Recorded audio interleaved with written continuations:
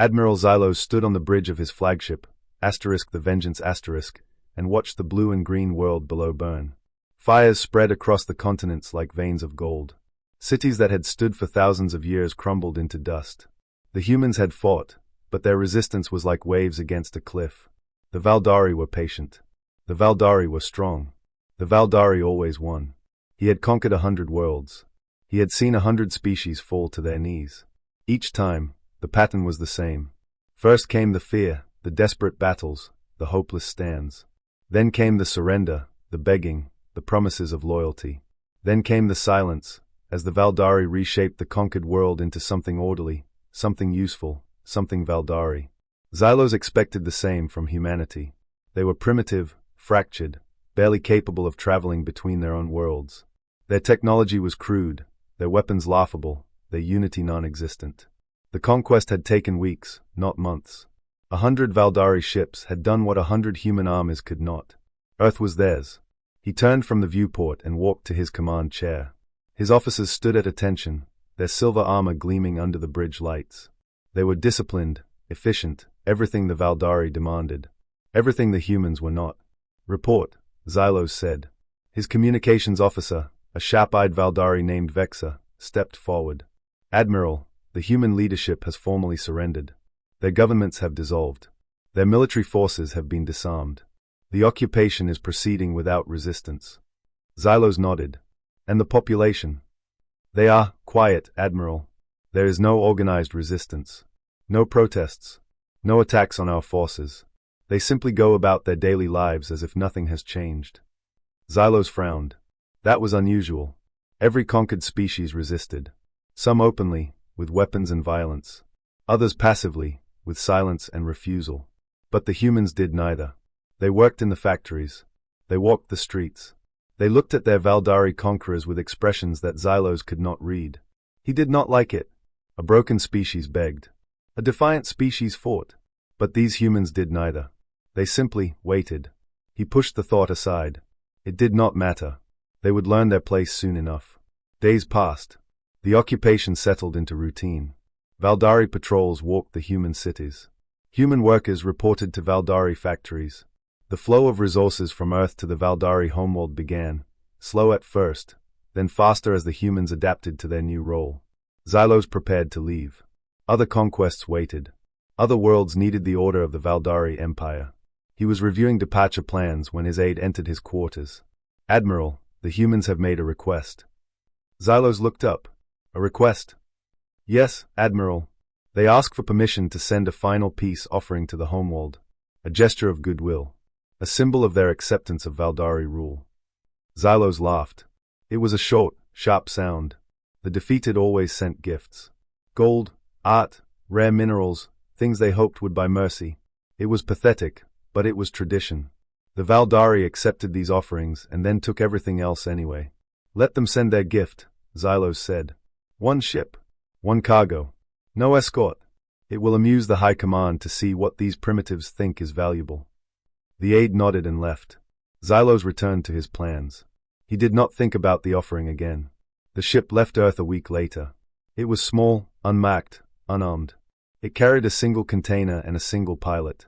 It moved through Valdari space without challenge, passing through checkpoints, crossing the Empire, traveling toward the bright star that held the Valdari homeworld.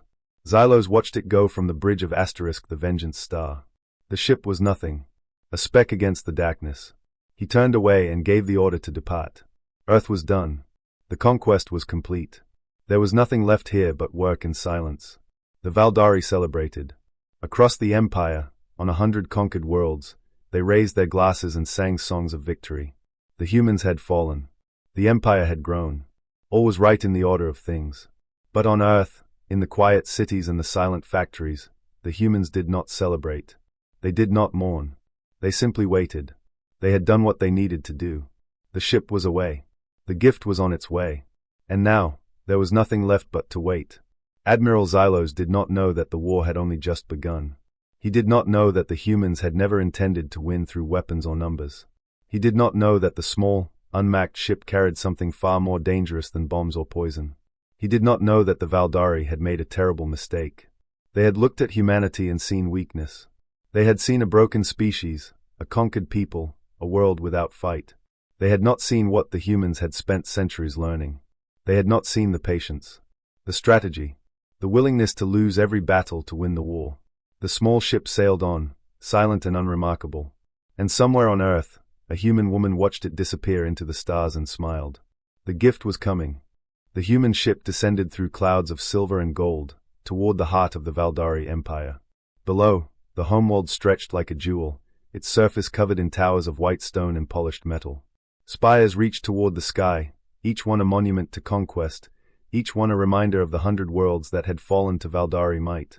The ship landed in the capital city, a vast plaza surrounded by statues of victorious admirals and defeated enemies. Valdari soldiers lined the streets, their armor shining, their faces proud. They had come to see the offering from the newest conquered species. They had come to watch the primitives grovel. The chest was carried out by a single human. She was small, dressed in simple clothes, her head bowed. She walked between the ranks of soldiers without fear, without shame, without any of the trembling that the Valdari expected from the defeated. She placed the chest on a pedestal in the center of the plaza and stepped back. The high command gathered around. They were the most powerful beings in the empire, old warriors with cold eyes and harder hearts. They had seen 100 offerings. They expected gold, art, perhaps some primitive treasure that the humans thought valuable. The chest opened.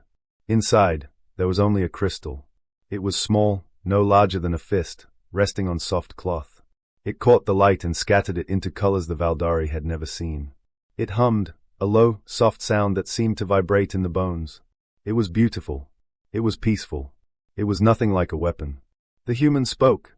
Her voice was quiet, but it carried across the silent plaza. "This is a gift of unity," she said. "A symbol of our acceptance. We offer it freely, as a sign that we will serve the Valdari Empire without resistance. May it bring peace to both our peoples." The High Command exchanged glances. They had expected begging. They had expected tears.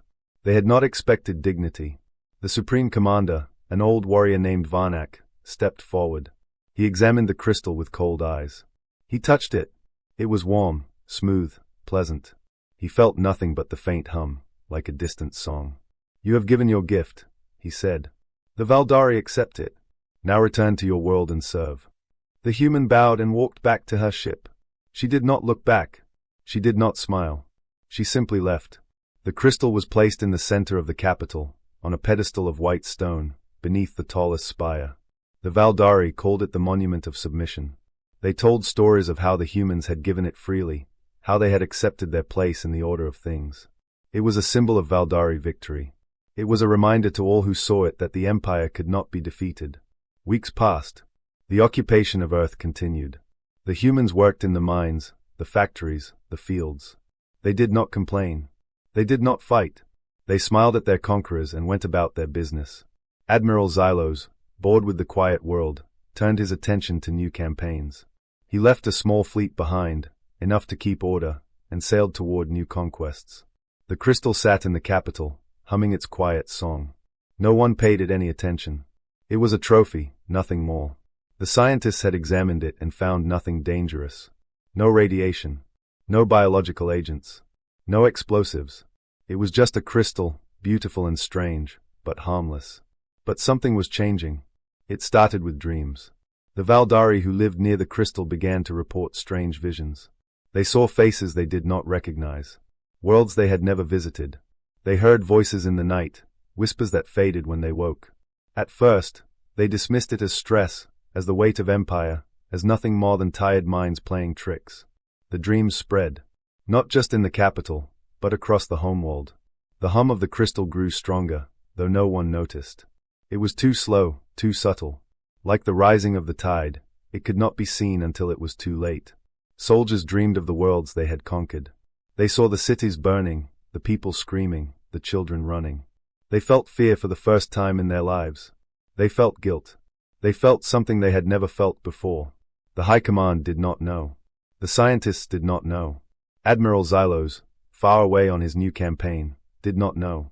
The crystal sat in the plaza, humming its quiet song, and the Valdari went about their lives, unaware that the gift they had accepted was not a symbol of submission. It was a seed, and it was growing. On Earth, the humans continued their work. They smiled at their conquerors. They went about their business. But in the quiet places, in the hidden corners of the occupied world, they waited. They had sent their gift. They had done their part. Now all they had to do was wait for it to bloom. The crystal hummed. The dreams spread. And somewhere in the darkness between stars, Admiral Xylos sailed toward his next conquest, never knowing that the war he thought he had won was already lost. It began with a single soldier. He was stationed on Earth, in a small outpost on the edge of a ruined city. One night, he woke screaming. He told his commander he had dreamed of a world called Valthor, a world he had never seen, a world his people had burned 100 years before. He described the fire, the smoke, the children running through the streets. He described it with the detail of someone who had been there. The commander dismissed it as stress. The soldier was given a sedative and sent back to his quarters. The next night, 3 more soldiers had the same dream. Within a week, every Valdari on Earth was dreaming. They dreamed of the worlds they had conquered. They dreamed of the cities they had burned. They dreamed of the species they had destroyed. The dreams were vivid, impossible to ignore, impossible to forget. They woke with tears on their faces, with screams in their throats, with memories that were not their own but felt more real than anything they had ever known. The commanders tried to hide it. They told their soldiers it was nothing, a sickness, a passing thing. But the dreams spread. From Earth to the fleet. From the fleet to the homeworld. From the homeworld to the farthest reaches of the Empire. Every Valdari, everywhere, began to dream. Admiral Xylos received the first reports while on campaign. He dismissed them as nonsense. Soldiers dreamed. It was nothing. He continued his conquest, adding another world to the Empire, another species to the long list of the defeated. But when he returned to the homeworld, he found chaos. The streets of the capital were filled with soldiers who could no longer stand. They sat on the ground, their heads in their hands, weeping. Officers had thrown away their rank insignia, unable to carry the weight of their commands. The high command, the proudest warriors in the Empire, were locked in their chambers, refusing to speak to anyone. Xylos pushed through the crowds, his boots echoing on the stone. He found the plaza where the crystal sat, still humming its quiet song. Valdari lay on the ground around it, their faces turned toward the light, their eyes empty. They were not dead. They were simply gone. Lost in memories that were not theirs. He grabbed one of his officers, a young Valdari named Theron, and shook him. "What is happening? Explain yourself." Theron looked at him with hollow eyes. "Do you not feel it, Admiral? The dreams. The memories. I was there. On Valthor. On Kyryn. On 100 worlds. I saw them burn. I heard them scream. I felt their fear." He grabbed Xylos's arm. "I was there." Xylos pushed him away. "You were not there. You were not born. These are dreams. Nothing more." Theron laughed, a broken sound. "They are not dreams. They are memories. They are the truth. And we cannot escape them." Xylos went to the scientists. They had gathered in their laboratories, trying to understand what was happening. Their leader, a thin Valdari named Ceres, looked up as he entered. Her face was pale, her hands shaking. "We have discovered the source," she said. She gestured to a screen showing a reading of the crystal. "It is not inert. It is a broadcast system. It transmits a frequency directly into the minds of any Valdari within range." Xylos stared at the screen. "What does it transmit?" "Memories," Ceres said. "Not false memories. Real ones. The memories of every species we have conquered. The crystal collects them, stores them, and broadcasts them to our minds. Every atrocity, every death, every scream. We feel it as if we were there, as if we did it ourselves." Xylos felt a cold dread settle in his chest. "The range. It is growing." Ceres pointed to the map. "Every day, the signal spreads further. It travels on our ships, on our communications networks, on the soldiers who carry the memories with them. There is nowhere it will not reach. There is no Valdari it will not touch." Xylos turned away from the screen. "Destroy it. Destroy the crystal." Ceres shook her head. "We have tried. The soldiers cannot approach it. The signal is too strong. They get close, and the memories overwhelm them. They cannot lift a hand against it. Then I will do it myself." Xylos walked to the plaza. The crystal sat on its pedestal, humming softly, casting light across the stone. He walked toward it, his boots steady, his jaw set. He would not be broken by a human trick. He was a Valdari admiral. He had conquered 100 worlds. He feared nothing. He reached the pedestal. The crystal pulsed with light. And then the memories came. He saw Valthor.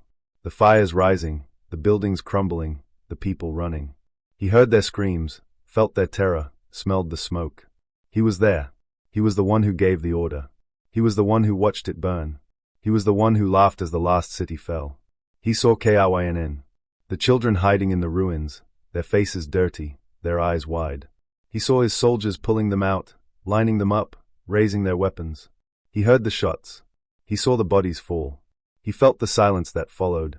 He saw 100 worlds, 100 species, 100 deaths, and he felt them all. His legs gave way.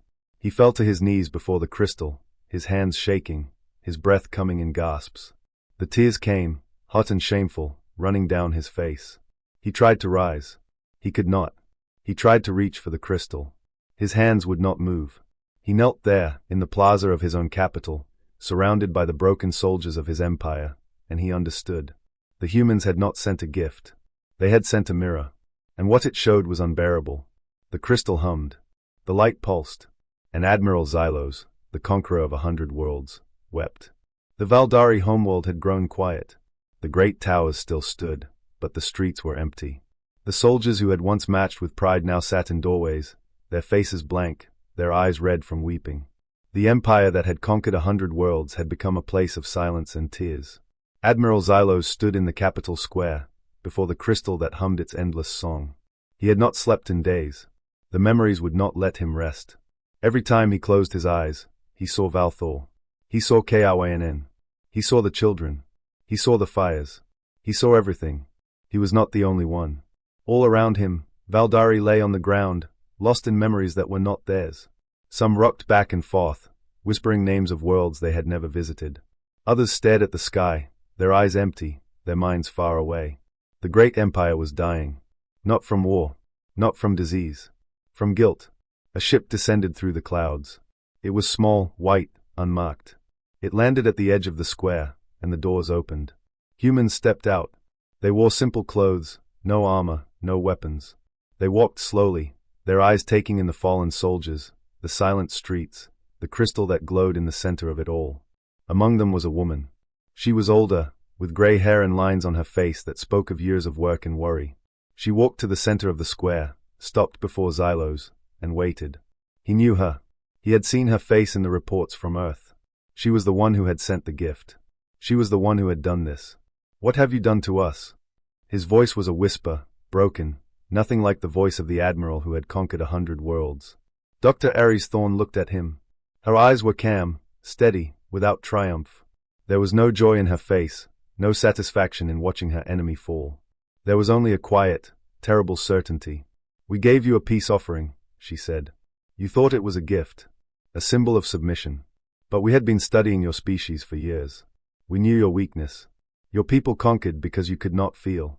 You had no empathy for the species you destroyed. You saw them as things, not beings. Numbers, not lives. She gestured to the crystal. So we gave you some. That device does not harm. It does not kill. It simply opens the mind. It makes you feel what your victims felt.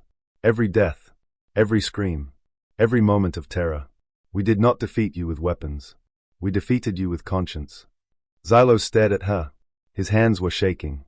His legs felt weak. He wanted to scream at her, to attack her, to do something. But he could not move. The memories held him like chains. You cannot do this, he said. This is torture. Dr. Thorne's voice hardened. Torture is what you did to 100 species. You burned their cities. You slaughtered their children. You erased their cultures. You called it order. You called it victory. And you felt nothing. She stepped closer. We felt everything. We watched your ships descend on our world. We watched our cities burn. We watched our people die. And we decided that you would never do it again. Not to us. Not to anyone. Xylos shook his head. You could have destroyed us. You could have built weapons. You could have fought. We could have, she agreed. But that would have made us like you. We did not want to be like you. We wanted to be better. She pointed to the crystal. That device is not a weapon. It is a mirror. It shows you what you have done. It makes you feel what you have done. Your own guilt is destroying you, Admiral. Not us.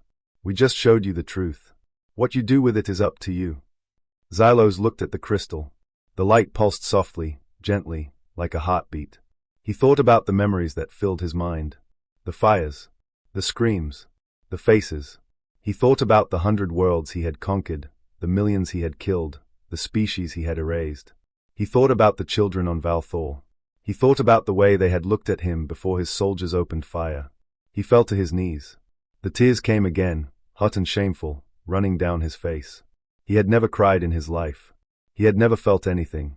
Now he felt everything, and it was too much. Dr. Thorne knelt before him. She did not touch him. She did not offer comfort. She simply waited. You have destroyed us, Xylos whispered. No. Her voice was soft now, almost gentle. We have given you a chance. You can let the guilt destroy you. Many of your people will. Or you can let it change you. You can become something new. Something better. The choice is yours. She stood up. We did not come to gloat. We came to offer help. When you are ready to make amends, when you are ready to rebuild what you destroyed, we will be there. That is what peace looks like, Admiral. Not submission. Not conquest. Just people, trying to be better. She turned and walked back to her ship. The other humans followed. The ship rose into the sky, disappeared through the clouds, and was gone. Xylos knelt before the crystal, alone among the ruins of his empire, and wept.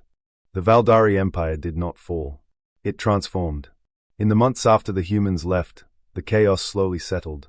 The soldiers who could not bear the memories, the ones who saw the faces of the dead every time they closed their eyes, made their choices.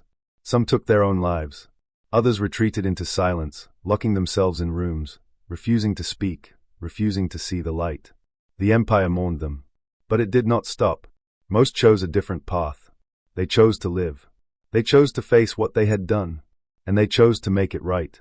They traveled to the worlds they had conquered. They went to Valthor, where the fires had burned 100 years ago. They went to Kryn, where the children had fallen. They went to 100 worlds, 100 ruins, 100 places where their ancestors had brought only death. They went without weapons, without armor, without pride. They apologized. The words came hard. They had never said sorry. They had never admitted they were wrong. But the crystal had opened something in them, a door that could not be closed. They stood before the survivors, the children of the conquered, and they said the words. We are sorry. We were wrong. We will try to do better. Some of the survivors accepted the apologies. Others did not. Some threw stones. Some screamed. Some walked away without a word. The Valdari accepted it all. They had earned nothing less. They rebuilt. They brought supplies, tools, seeds. They worked alongside the people they had once enslaved, planting gardens, building schools, digging wells. They did not lead. They did not command. They simply worked. For the first time in their history, the Valdari learned what it meant to serve. Admiral Xylos watched it all from a distance at first. He was no longer an admiral. He had resigned his commission, given up his rank, walked away from the life that had defined him. He was just a Valdari now, a soldier without a war, a conqueror without conquest. He thought about Earth often. He thought about the cities he had bombed, the people he had ruled, the lives he had broken. The memories from the crystal were still with him, every night, every moment. He saw the faces. He heard the screams. He carried the weight of what he had done, and he knew he would carry it for the rest of his life. He decided to go back. The journey took weeks. He traveled alone, on a small ship, with nothing but water and food and the weight of his guilt. When he arrived at Earth, he did not announce himself. He did not ask for permission. He simply landed in a city he had once bombed, walked into the streets, and began to speak. He told them who he was. He told them what he had done. He told them he was sorry. Some listened. Others walked away. One woman threw a bottle at his head. It cut his cheek, and the blood ran down his face. He did not move. He did not wipe it away. He stood there and accepted it, because he knew he deserved worse. He stayed for months. He walked through the city, speaking to anyone who would listen. He helped rebuild buildings, carried supplies, cleaned rubble. He did not ask for forgiveness. He did not expect it. He simply worked. Some humans forgave him. An old man whose son had died in the bombings took his hand one day and said, I understand. You were sick. Now you are healing. That is enough. Xylos wept. He had not expected kindness. He did not know what to do with it. Others did not forgive. A woman whose family had been killed in the first attacks saw him in the street and spat at his feet. "You can work for 1,000 years," she said, "and it will never be enough." Xylos nodded. "I know," he said. "I will work anyway." He met Dr. Aries Thorne one last time. She had retired from her position, living now in a small house on the edge of a rebuilt city. She was older, her hair white now, her face lined with years. But her eyes were still sharp, still clear, still full of that quiet certainty he had seen in the capital square. They sat in her garden. It was small, filled with flowers and vegetables, a place of peace and quiet. Children played in the street beyond the fence, their laughter carrying on the wind. "You could have destroyed us," Xylos said. "The device could have driven us all mad. It could have killed us. Why didn't you?" Dr. Thorne smiled. It was a tired smile, but genuine. "Because destruction is not the goal. Anyone can destroy. It takes no skill, no heart, no patience. You push a button and worlds burn. You give an order and people die. Easy." She gestured to the garden around them. "Growth is harder. It takes time. It takes patience. It takes a belief that even the worst among us can change. We gave your people a chance to become something new. Something better. What you do with that chance is your choice." Xylos looked at the flowers, the trees, the sunlight filtering through the leaves. He thought about the crystal, still humming in the capital square, still spreading its signal across the empire. He thought about the memories that haunted him every night, the faces of the dead, the screams he could not forget. He thought about what he would do with the rest of his life. He looked at the soil beneath his feet. It was dark, rich, full of life. He knelt down, his knees sinking into the earth, and began to dig. He did not know what he was planting. He did not know what would grow. But he knew he would tend it, water it, care for it. He would do it every day for the rest of his life. Dr. Thorne watched him for a moment, then smiled. She picked up a small pot, filled it with soil, and placed a seed in his hand. "Here," she said. "Plant this one first." Xylos took the seed. It was small, black, no different from 1,000 others. But it felt different in his hand. It felt like a beginning.